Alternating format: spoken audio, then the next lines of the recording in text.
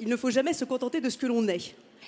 Ça, c'est beaucoup plus difficile et c'est ce que je pourrais appeler l'éthique de la métamorphose.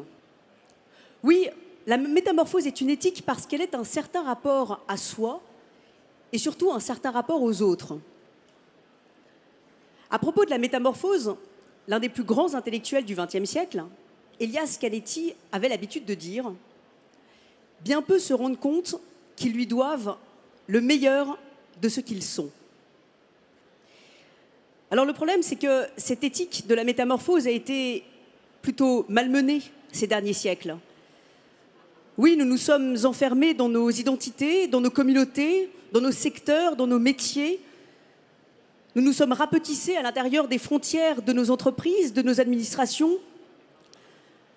Nous nous sommes retranchés derrière une logique implacable et paresseuse. Une banque est une banque, un hôtel est un hôtel, un bureau est un bureau, un hôpital est un hôpital. Nous nous sommes réfugiés derrière des phrases en forme d'excuses. Ce n'est pas mon métier, ce n'est pas ma culture, ou alors on n'a jamais fait comme ça. Et pourtant, nous le voyons bien autour de nous, il est venu le temps de la métamorphose. Mais attention, il ne s'agit pas de n'importe quelle métamorphose. Il ne s'agit pas d'une métamorphose individualiste, d'une métamorphose égoïste.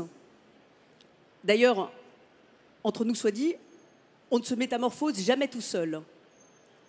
Non, les métamorphoses auxquelles nous assistons sont d'un type très particulier.